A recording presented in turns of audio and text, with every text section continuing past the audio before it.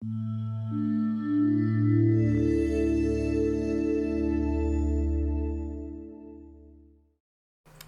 welcome divas and dudes. It's such a treat to have you all. Thank you for making it today. And we're going to start the new year off with lots of healthy conversation. Today I want to do a little bit of our vitamin D. We had a couple of divas ask for some topics. And so that's one thing I really want to do today is I want to kind of go over what our plan is for the next couple of visits and really help you see that this class is for you. And I want to make sure that we have topics that you love, that are interesting. And Sandy, one of the divas from the evening class, had asked about vitamin D. And so, we're going to look at how do we get enough vitamin D, maybe in our food, and you probably know that vitamin D is called the what? Sunshine. Yes, the sunshine vitamin. So it's an interesting one because it's actually very hard to find in food. And we think, well, how easy is it to just get out in the sun and get enough vitamin D? But we have found that a lot of people around the world have a deficiency.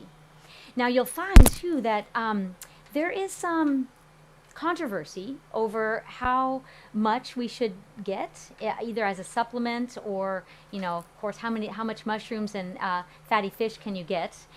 So what I really want to do is kind of go over some of the questions about vitamin D, and then we always want to narrow it down to what can I eat to get the most benefit. Vitamin D is one that most healthcare professionals and nutritionists do recommend a supplementation. But it's risky because it's possible, even somewhat easy, to overtake vitamin D.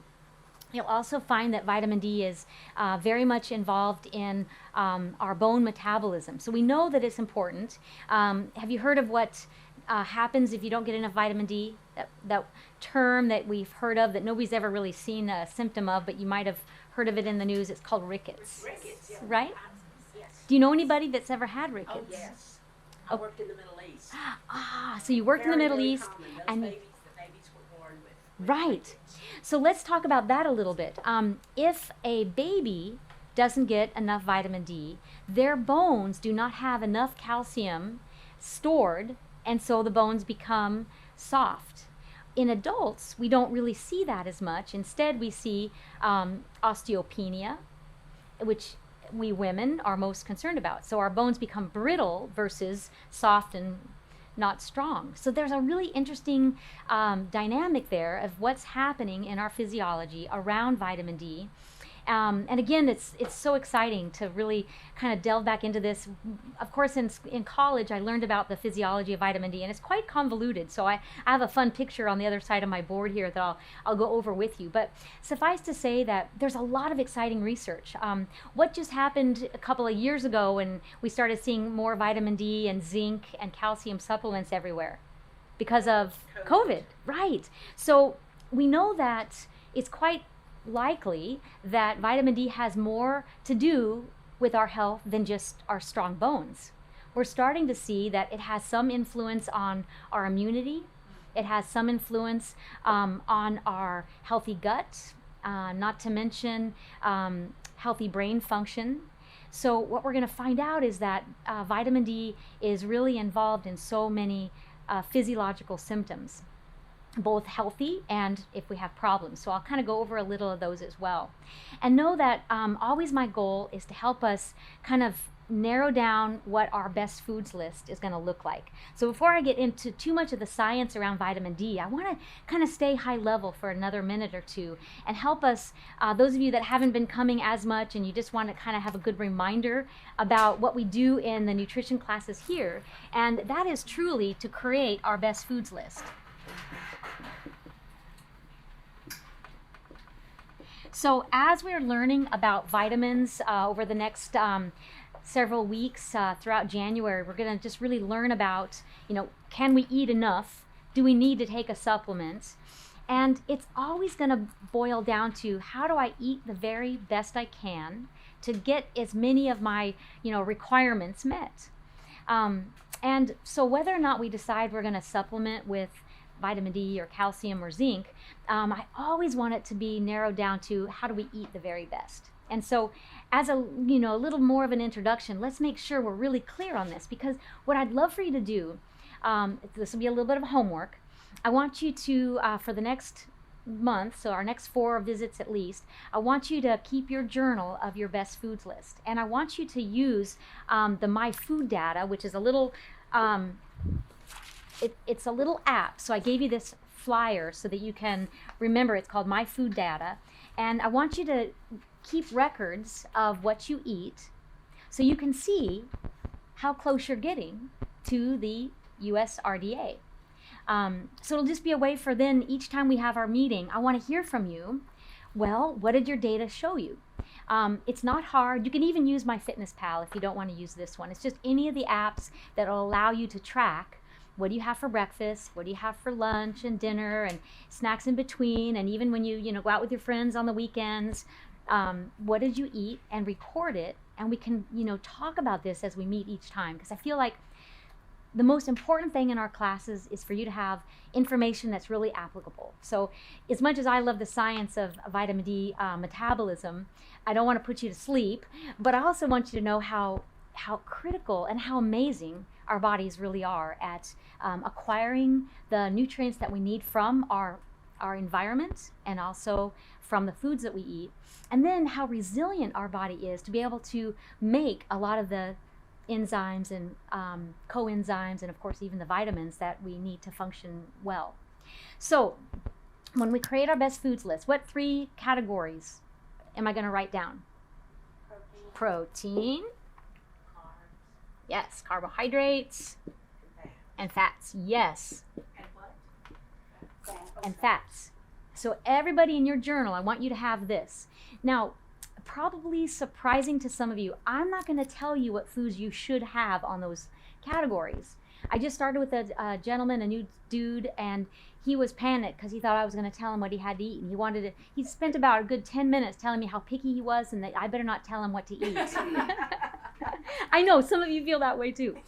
But what's important is that it's your best foods list.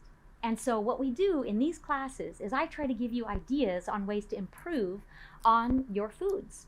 And so vitamin D is one of those critical discussion points, because we're all very conscientious about our immune system. If it has a role with keeping cancer at bay, which some research is showing. It also, of course, helps us understand bones that are strong. And I think it's a little gray area when we understand that calcium and vitamin D have a role to play. So we'll talk about that, but it always boils down to the foods. So what would be some examples? Just throw out some examples of your protein foods. Anybody? Chicken. Chicken, yes. And what was that other one? Cheese. Yes, good.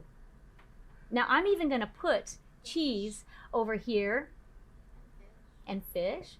Yes, sometimes cheese Beef. and beef. Yes. Oh, I said beans.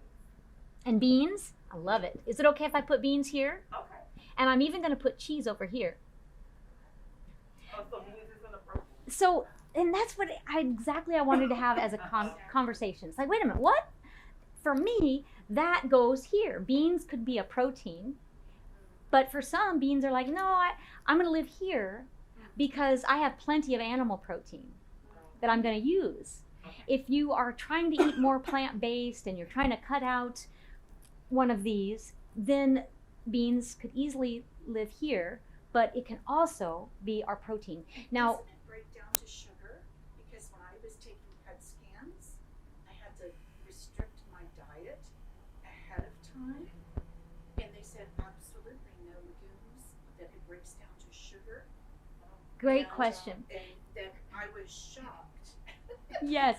to think that they would break down to sugar. So the question I was not is, supposed to have any sugar prior to my scan. does beans break down into sugar? And my answer is that all carbohydrates are going to provide sugar or energy for your cells. Now, that doesn't mean it's bad, and that's where we get a lot of confusion around the carbohydrate category. I was very confused. Right? So it's not going to turn into sugar quite like orange juice or jelly on your toast or white bread, because there's an element of other ingredients. There's fiber and there's micronutrients and there's protein in the beans as well. Now, when you're doing a very specific test and they're wanting to follow something very specific, that would be something to follow. But when you're looking for a healthy, well-rounded diet, broccoli will turn into sugar. Spinach will turn into sugar. And that's a vague term, but it's the smallest molecule that your body uses for energy. Yes, ma'am. So that would be considered one of the good carbs, like avocado is considered like a good fat. Yes, avocado. Okay. Yes. So that's why I love these questions, because now we've just had this conversation of good fats. We want to put things on here that are going to take our proteins from good to great based on what you need, based on what you like to cook. Same with carbohydrates. We're going to take these foods from good to great based on what foods you like, what foods you are interested in cooking, and then the same thing with fats. And then when we put this little umbrella of conversation over the top and say, yeah, but what about vitamin D? How do I get more vitamin D? We know that vitamin D comes from animals because it's a fat-soluble vitamin. So anytime it's a fat-soluble, that means it's stored in our fat, just like it's stored in the fat of an animal. So when we think of fish, we want a fatty fish. Anybody give me an example of a fat? Yeah, salmon.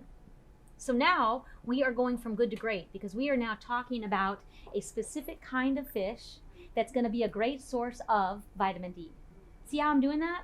So every time we think of a food, we don't want to stop with just a list of items. We want to know what makes them good to great, and how about cooking them better? How about the portion size, right?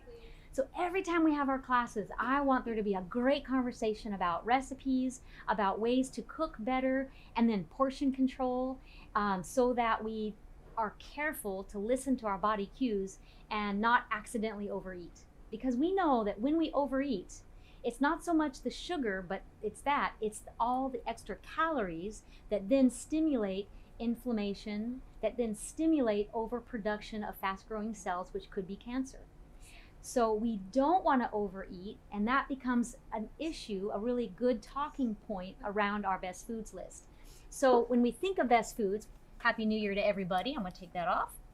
When we think of our best foods list, we know we have to have in our conversation portion, cooking style,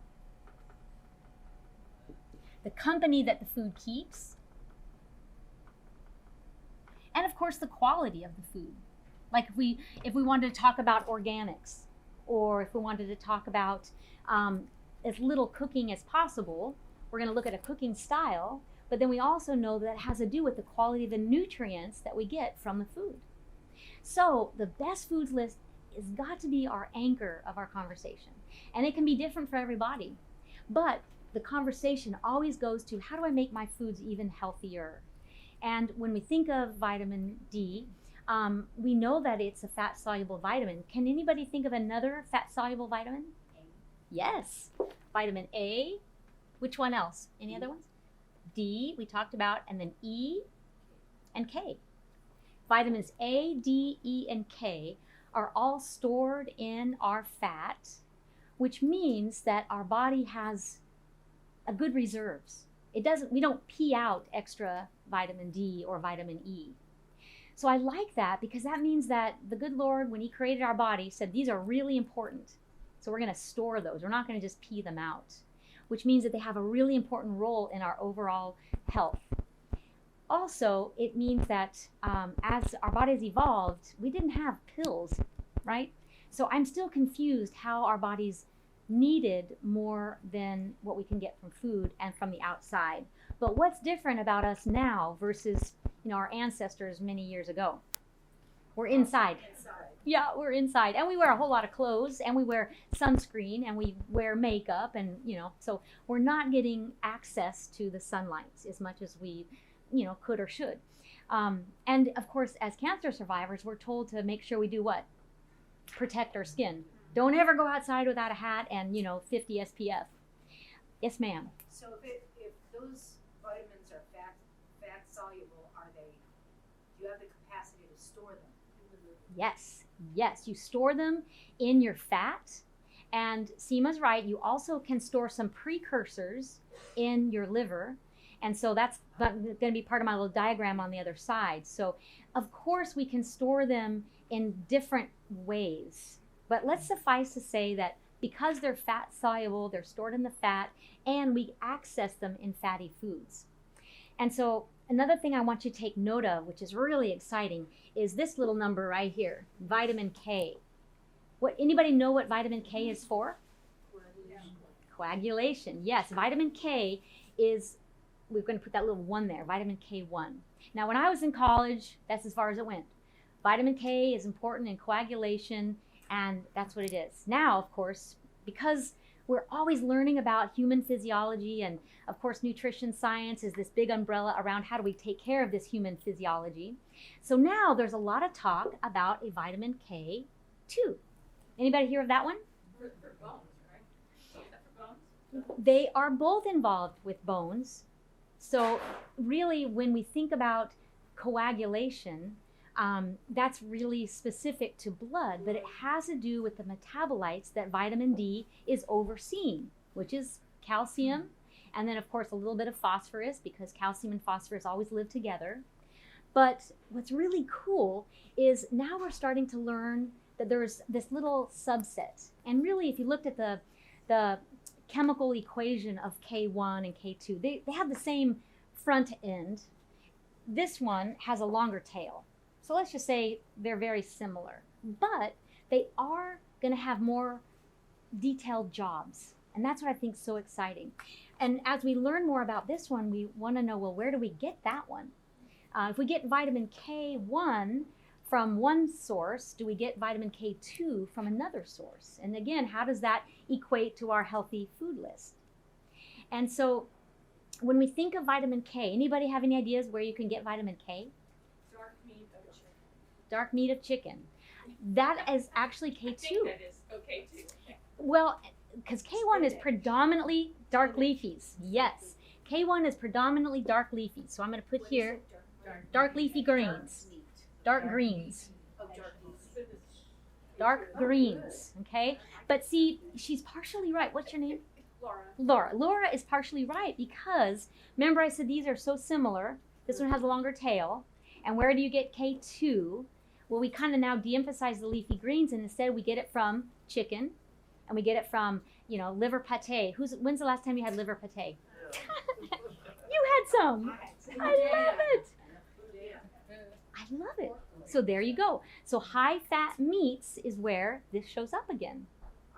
Also, some fermented foods.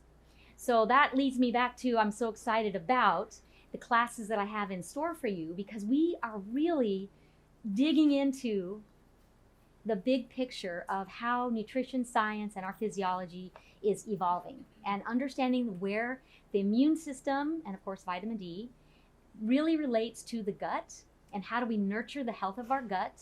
And we know, if you've been coming to these classes, that I'm a big advocate of learning more about the biome and how do we have a role to play in that. So a lot of the cancer patients that I'm seeing that are in the middle of treatment, the first thing I want to help them do is heal their body, their gut biome. So getting more soluble fiber and more insoluble fiber, and getting rid of foods that are toxic to the biome, which are highly processed foods, highly smoked. We talked about the acrylamide.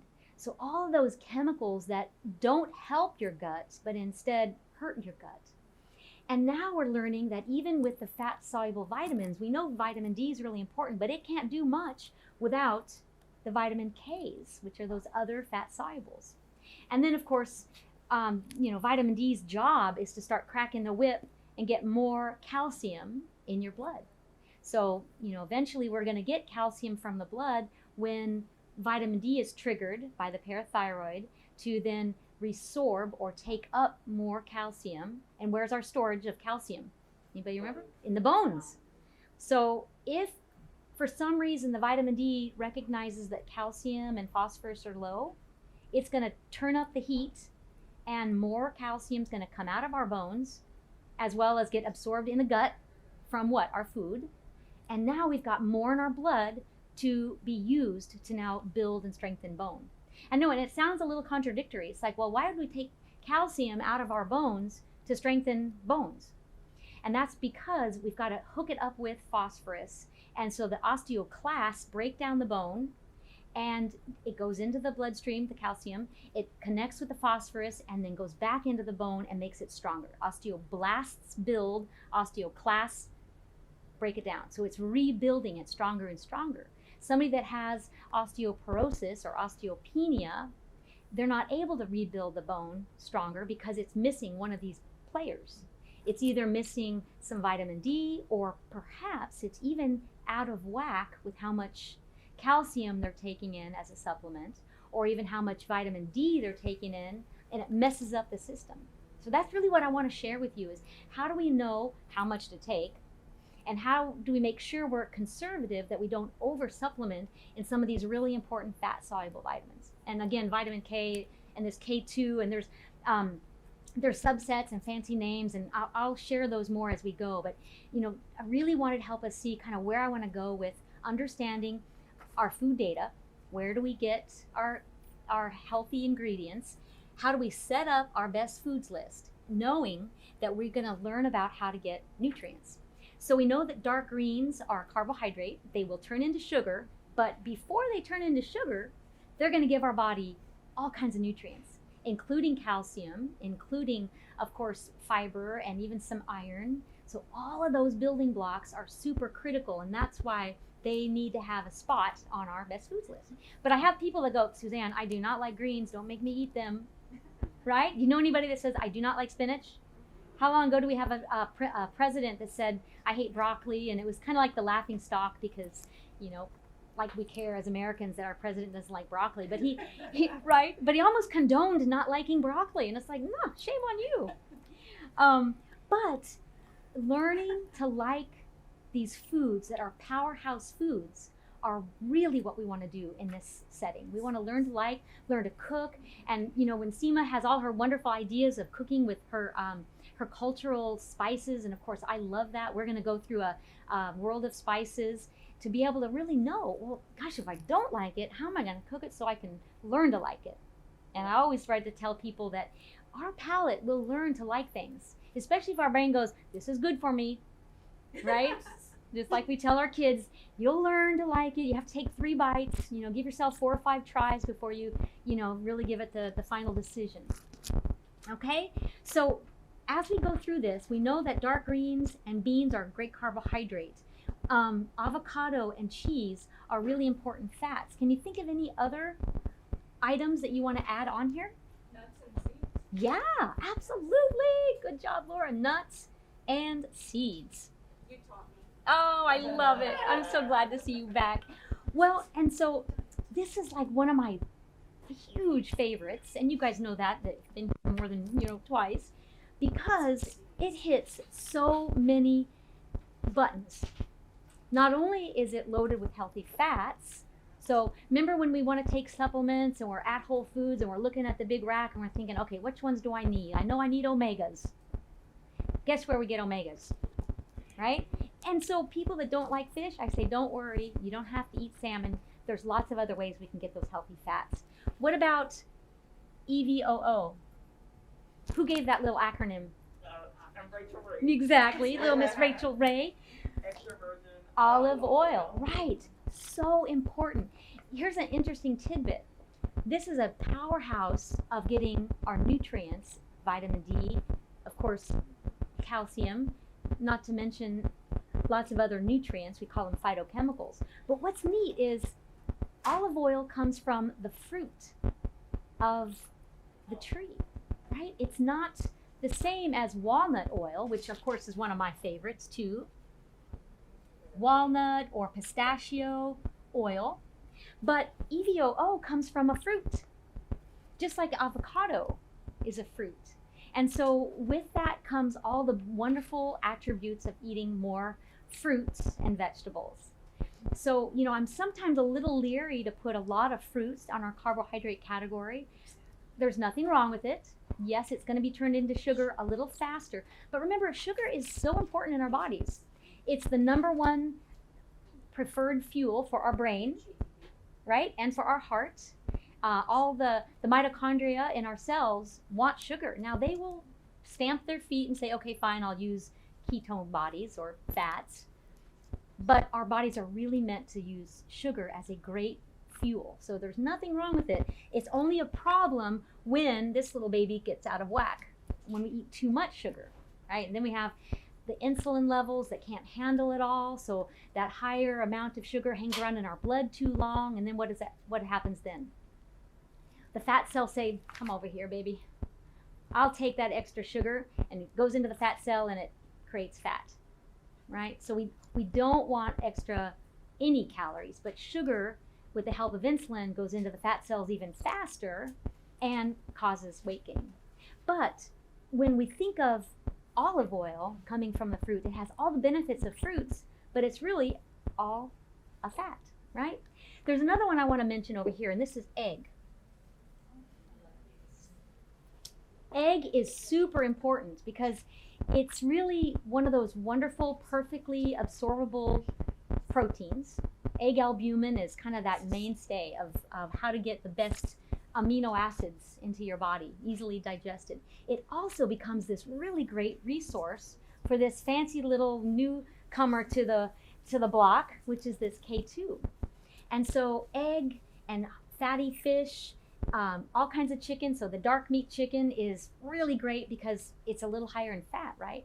And I'm so excited to be able to say that now we can eat a baked chicken with the skin on. Do you know how many years I had to say you can only have chicken breast? You know, and thinking, golly, it doesn't taste very good, but you got to eat it. And now I can say with flying stuff, yes, we can eat the skin. And so that means we're going from good to great. You know, we've learned new information. Yay.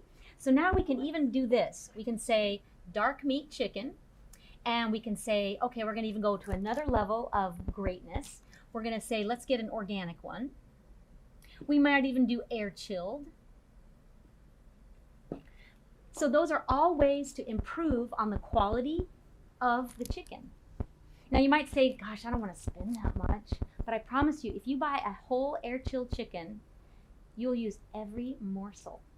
And it will be so delicious. And so it's going to be at least twice the price. I'm not going to lie, it's not cheap. But you're going to use every bit. And you're going to love every bite. And so roasting a whole chicken with the skin on, it's going to have plenty of healthy fats in order for us to get our vitamins that are fat soluble, so especially the K1 and the K2, and not to mention some of the other fat soluble vitamins that come in the fat of animals. So I love being able to say that you can eat a roast chicken. Yes, ma'am. Use the bones to make stock. Yes, there you go. Bone broth. There you go. Exactly. So you buy the whole chicken, you eat every little morsel off. You might share a little bit with your loved ones that are furry friends. And then you can use the bones to make some chicken stock for your next soup. Absolutely. So that's really where I want to go with these classes, is I want you to see how we break down each food. It's not enough to say, well, you need 700 IUs of vitamin D. Go figure that out. That's very hard, even for dietitians. It's like, well, exactly what does that look like? And in fact, we have an organization, which I'll share with you next time, an organization that does just that. They look at the RDAs for vitamin D, and they say, can we really do that with food? And the answer was no. We could not. So then the begging question is, well, did we make the RDA too high? Or do we not have enough foods in our normal eating pattern to make it workable? I think both are probably true. I mean, nobody really raised their hand when I said duck liver pate, although I think one of you did. And then, of course, the fermented foods.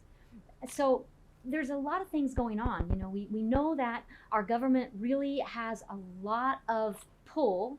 I kind of squeezed there, right? A lot of pull on our food industry.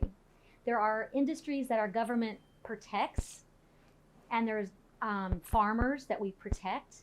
And so the whole mighty dollar and our free market economy makes it very difficult to make sure that we have the Institute of Medicine that says this is what we should have health-wise, and now go and eat that.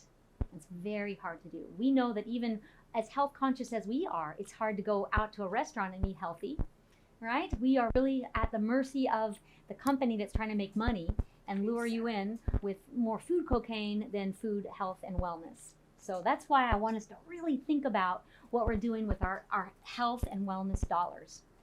We see seeds, we see extra virgin olive oil, we see nuts, and even the oil of nuts. There's one other one I want to bring up here. The old favorite was a PB&J. So what nut butter? Peanut. Yes, peanut butter. So the nut butters, I know you do.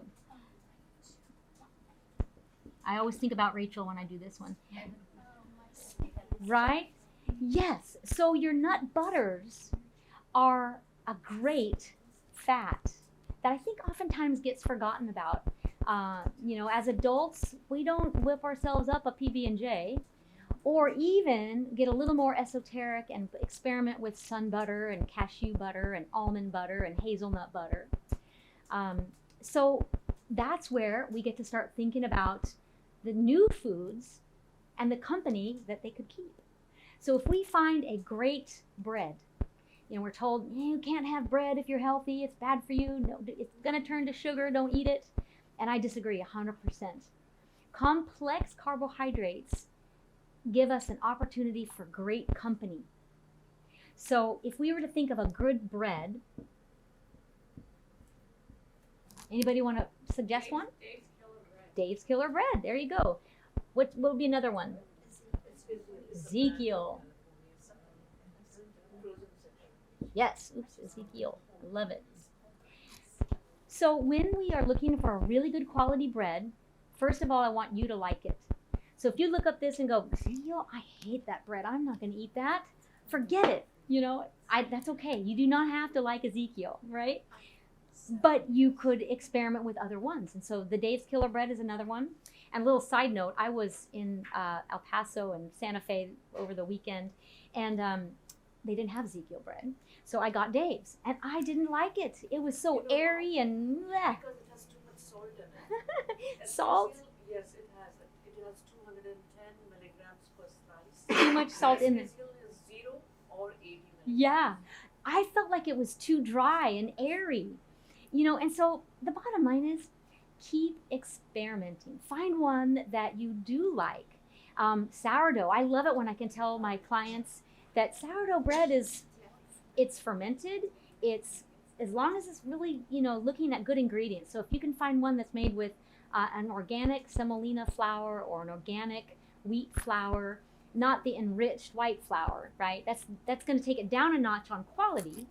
But it's still fermented. So if I had to make a choice between, Wonder Bread or, refined wheat bread, sourdough made with enriched flour is still better than those other ones because it's been fermented. So there's lots of ways to dissect and understand how the foods in this best foods list can relate to you and what you're going to have for, Saturday dinner and Tuesday lunch. It becomes foods that you really are excited to experiment with and try. And then as a team, I want us to investigate how to really break it apart and say, how do we cook it the very best we can? How do we increase the nutrient quality by the company it keeps? So say you absolutely love the bread that's maybe like the oat bran bread. Oh no, oat bread. I think that was one. It kind of has a greenish label. I'm going back in my history because my kids used to love this. I feel like it was called oat bread. Anyway, so it's not that healthy. It's made with enriched flour. It doesn't have very much fiber. But if that's the only one they love, how can I make it a healthier choice? Well, I could use a really good quality nut butter. Maybe cashew or almond or an unsweetened peanut butter. And maybe I could even sneak a few sprinkles of hemp hearts in there. And maybe I could serve it with a whole orange that you have to peel and eat. So there's ways to do it. And that's why I always say there's no such thing as a food that you can't put on your best foods list. It might even just be portion. If you love potato chips and you say, I definitely have to live with potato chips being in my best foods list, what do you think I'm going to say? Yes. Go for it, right? But this is going to be the hard part. You're going to have to refrain from buying the big bag, right? Buy a little bag and make it last for 3 meals or something like that. You decide. It's not up to me. It's up to you how you're going to work that. knowing, right? I know, 2 chips.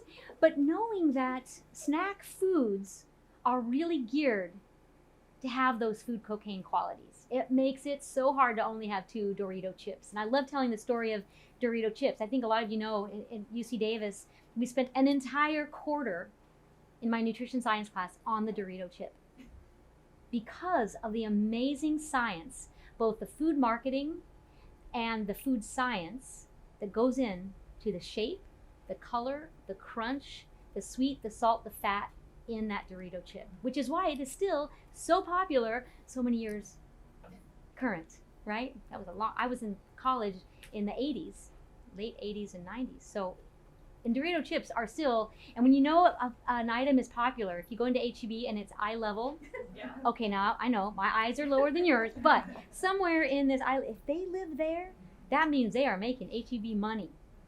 And so we know that the Dorito chip did it right. What is that, like 40 years ago when it was actually created. So we know that we can put these on here.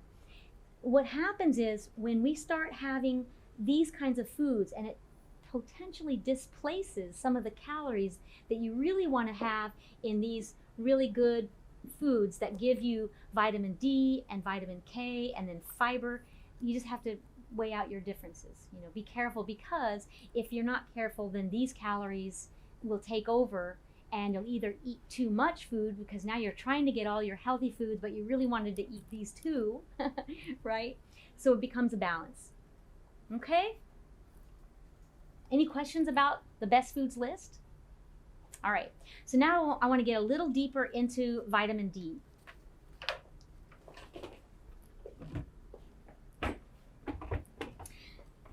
And so, you know, I can't emphasize enough that sun is where we get the energy to activate vitamin D.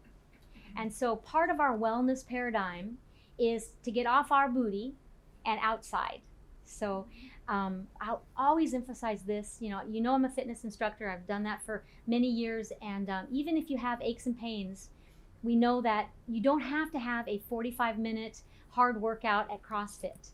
You just need to be outside and using breath and using exercise, even if it's just walking, because just being outside gives us this opportunity to build our very important vitamin D in our system. And you know, when we looked at the epidemiological data, we found that vitamin D became so critical because so many people seem to be low in it. And so then we see lots of lifestyle diseases happening. And is it related to this, or is it a myriad of things, which, you know, we're even finding that vitamin D itself has so many influences in our health and wellness. So we go to the outside and our skin is going to activate this vitamin D3.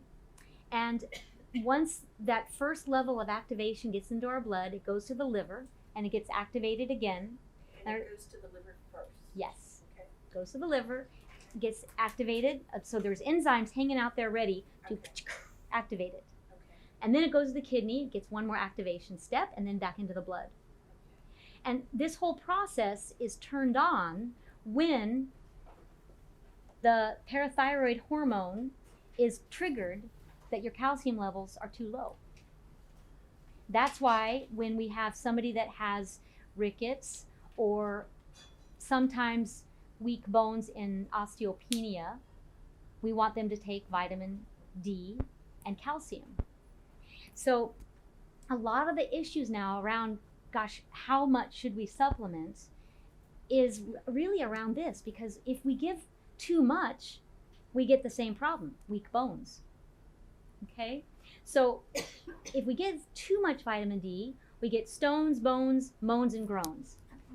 Right? This helps us remember all of the body parts that vitamin D is involved in.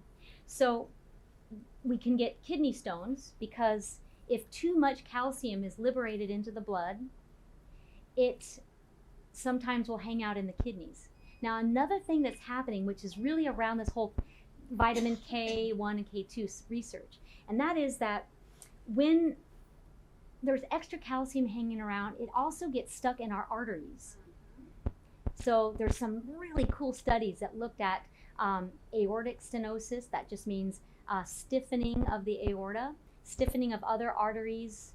And we know that with age, we get stiff. We get joints that are stiff, and of course, our arteries are getting stiff too. Does that have any relevance to having too much or not enough calcium in our systems? I had to have my parathyroid removed because I was diagnosed with hypercalcemia. There you go. So your parathyroid had to be removed. Removed it. So see, your system had a kink. There's so many spots. Look at all these levels: liver, kidney, parathyroid. Anybody know where your parathyroid hormone is? Yes, It's right around your trachea.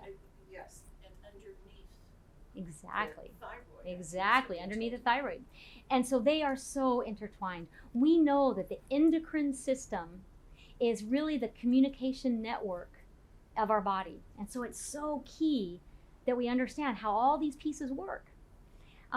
So if the parathyroid hormone is stimulated, that's when it turns this whole process into activation here and here, because the parathyroid is saying, hey, I need more calcium. And so it's going to pull it from the bones, and it's going to cause the GI tract to absorb more from our diet. When you have there too much vitamin D, and those are the symptoms.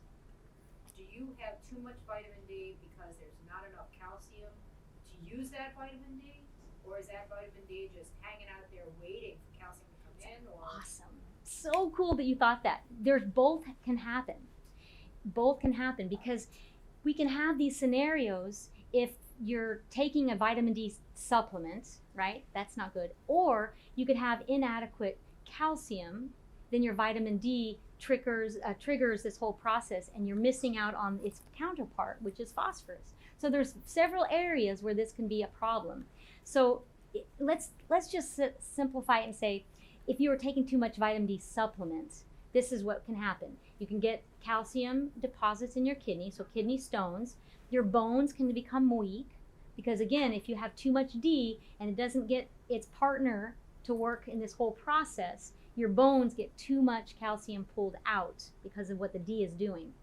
You can get the moans, which is in your abdomen, when you have GI cramping. So calcium is very much involved in the contraction of muscles. And that's again why it's so critical. Not only does your muscles need calcium, also your brain needs calcium for the nerve endings to propagate its messages. So it's involved in nerves, it's involved in the contraction of muscles, and when the amount is wrong, you get stones, bones, moans, and groans. Groans mean that your neurons are not firing correctly. And kind of as a symptom that I want us to kind of bring to our mind, these are fun words, but achy joints is also the moans. So it might be in your GI tract, but also you can get calcium deposits in your joints. You can get different arthritis. So osteoarthritis seems to be related to vitamin D. And of course, when we start looking at all the pieces and parts, we know that vitamin K2 is going to have a role to play, which is where all the research is happening. Yes, ma'am. so how are you getting more vitamin D than say calcium, for example?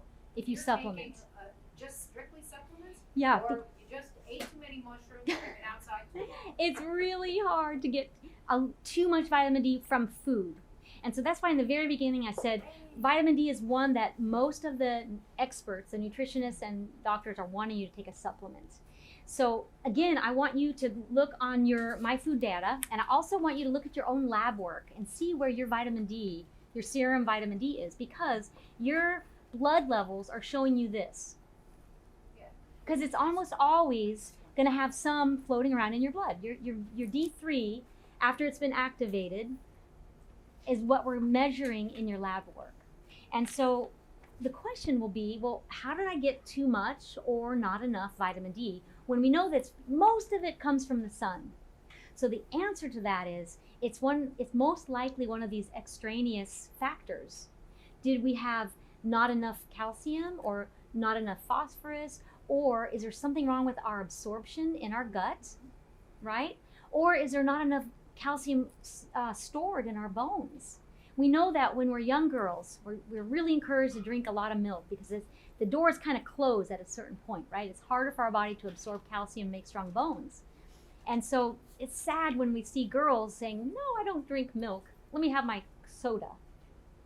So what happens there? Then we go to our best foods list and go, holy cow, I need to get dairy products on my best foods list, especially teaching young girls, but of course all ages, that we got to make sure we get enough calcium, but also enough vitamin D in our diet.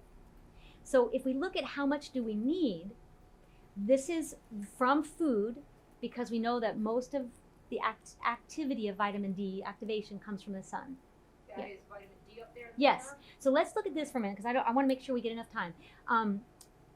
400 IUs for less than a year old, and that's to avoid the bendy child, rickets. 600 IUs from ages 1 to 70, 800 IUs from 70s and older. So you need more calcium as you get older, and you also. Calcium or vitamin I'm sorry. Vitamin D. Beg your pardon. The bones. The symptom of not getting enough changes as you get older. Okay, and we all face that because there's more than just vitamin D that has to do with our bone strength, right? Our hormone levels. So again, not just parathyroid hormone. There's a lot of endocrine involvement in our stores of minerals. So calcium being stored. And remember, vitamin D is the one that cracks the whip and says it has to come in or out of the bones. Yes, ma'am. So a lot of breast cancer patients are on bisphosphonates, alendronates, and the essential mechanism of this class of drugs all is to inhibit osteoclast from eating your bones. So people on this medication, their metabolism is definitely affected by that. Yeah. The osteoclasts break down the bone so that then osteoblasts can rebuild the bone. And you need both of them for bone formation. Yes. So class being inhibited, that kind of dysregulates. Right, it dysregulates it. And that's the really important part, Seema, because we know we have to take medicines for problem A. We know that problem A is going to be taken care of, but then we got problem C, D, E, and F, and G that are because of this. And we have to weigh out our challenges. I know we've talked a lot about, Benefit medicines. versus risk. Right, risk and benefit. So it's probably a good idea to go ahead and make sure we do get some vitamin D supplements. It's probably a good idea to see about adding the K2 and, of course, calcium. But it's very easy to over supplement. So that's where we're not finished with this topic. I want to make sure you learn it and understand where you fit in the whole process. So let's look at our list here. So we just have a couple minutes left. What I wanted to do is give you a day. Like, what would it look like? And one of the keys that we need to address is international unit. What the heck is that? Because we're dealing with lots of different scientists and ways to measure, this term IU has kind of been used as a way to get everybody on the same page. But then wouldn't you know it, the half of the information out there doesn't even use it. And so I want to show you on your form here, we've got the top 10 high vitamin D foods. We've got fish. We talked about 142% of your daily value in a 6-ounce fillet. Yay! Should we eat salmon every day? Any kind of fish? It says salmon there. It's just any fatty fish. But, like, problem solved. But I don't want you to eat salmon every day. Because then in your mind you're thinking, okay, if I ate salmon every day, what are the risk factors? Well, we know that there's, toxins in the fish. Exactly, mercury. Now, you could process that through your mindset and think, well, I know I'm not a high risk for mercury poisoning because I'm not pregnant or nursing or very young or very old. I mean, you could kind of decide that, but I still don't want you to eat salmon every day because it gets boring. You could even develop an allergy or an intolerance if you eat the same food every day. So let's keep going. Fortified milk, 32% of the daily value is achieved with 16-ounce glass. So I love the fact that we've got a wide variety of foods on our list. We've got fish, we've got milk and milk alternatives. So let's talk really briefly about milk alternatives. Yes. Anybody have a dairy intolerance?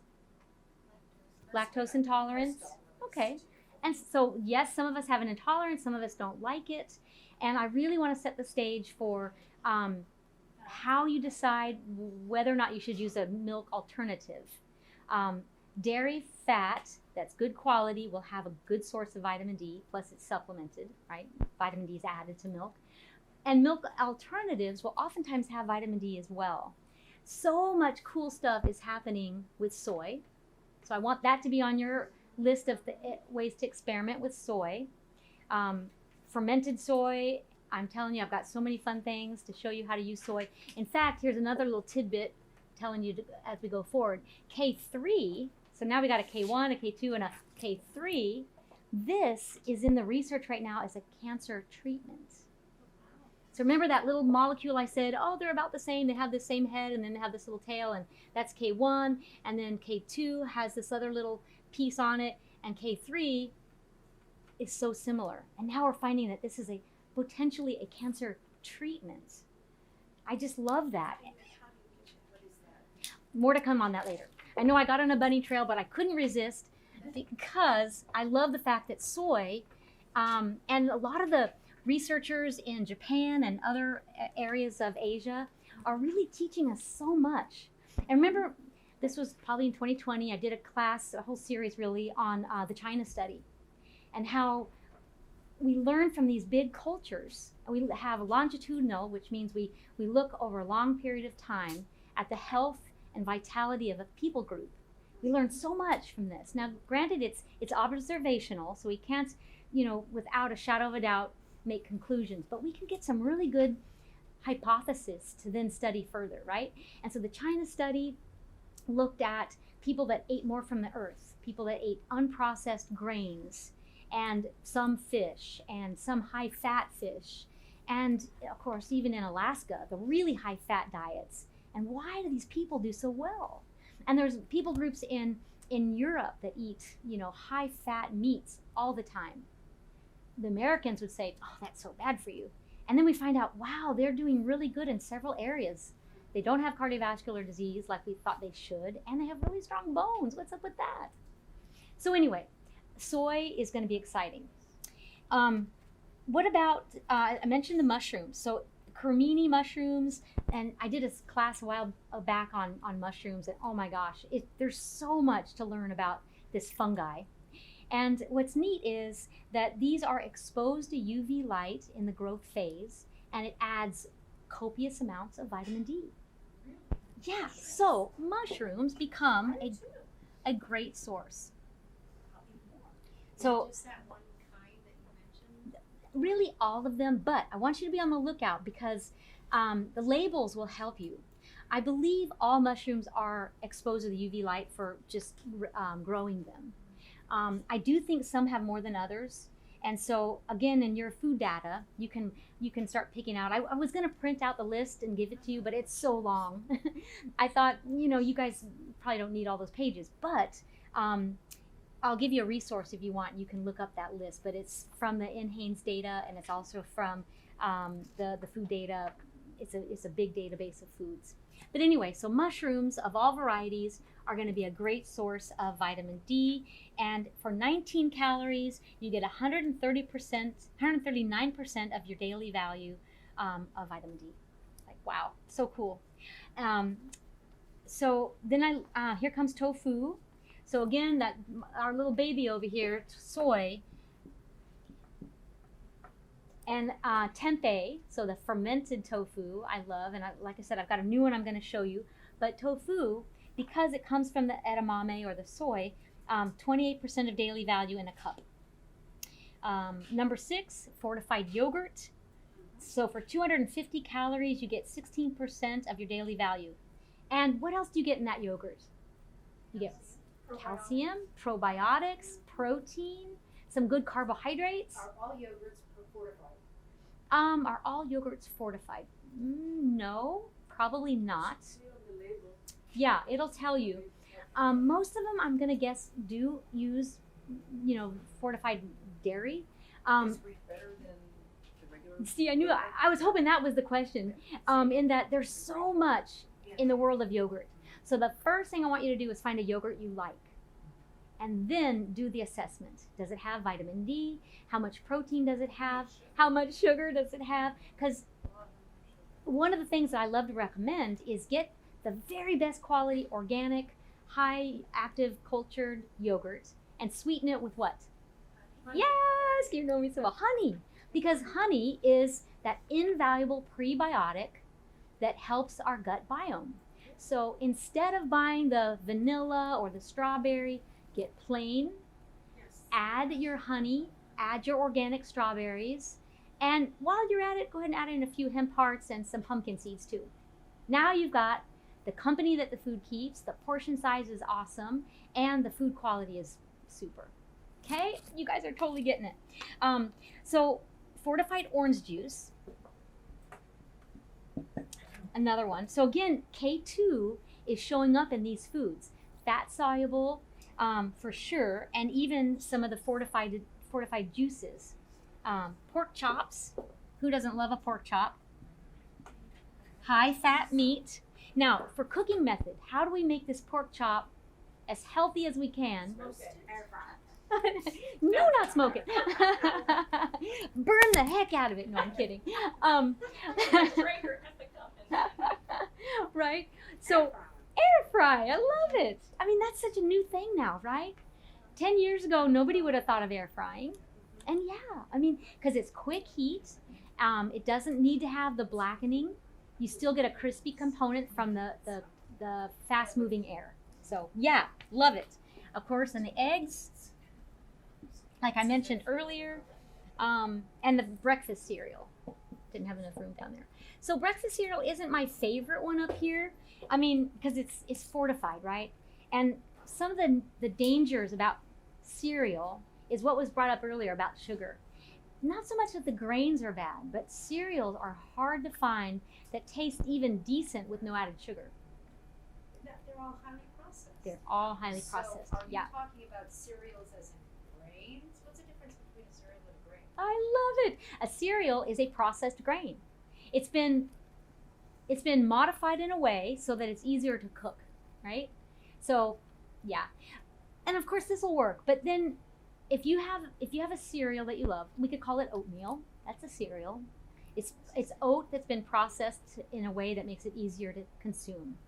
And so these are fine. The breakfast cereals in the box are the ones that I'm nervous about because it's so hard to get one of those that is decent. Another question? Okay. No, but because of the ubiquity of cereals, why not just cut to the chase and call them grains? Because we don't want people to really go to cereals. Let's just call it grains.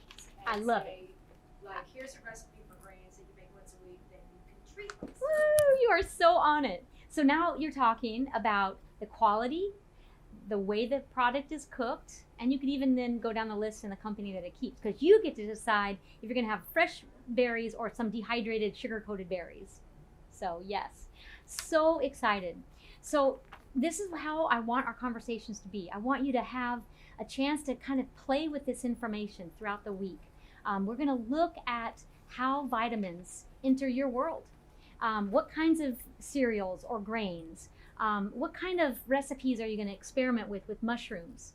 I'm not a big fan of drinking juices, but if that's the only way you could get some fortification, take a small amount. I mean, there's certainly nothing wrong with 4 ounces of a juice, right? It's the 12 and 16 ounces that becomes a problem. Exactly. Cheese is not a food. And so when you put it in the protein category, what do you kind of encourage to do? Eat more of it, because you need your protein. If you put it into the fat category of your best foods list, now it teaches you to use it as a, yes. So most Exactly. proteins are always accompanied by fat. So I always Oh, look at protein that's and another fat okay. So Yes. as one item. not Most separate. proteins are accompanied with fat, as Seema said, and that's absolutely true. That's why I don't ever want you to divorce the egg yolk from the white. No. Never again from this day forward. At the same time, you see them finishing every meal on Cooking Channel with a glug glug of olive oil. Yeah, that's Now, too when much. does that Yeah, that's too much too. So there again, portion will matter. But let's leave it at that. I know we're out of time, but I can't wait to go through this series with you and really build the foundation of your best foods list that really are going to meet all of your vitamin and mineral requirements. So thank you so much. Thank you.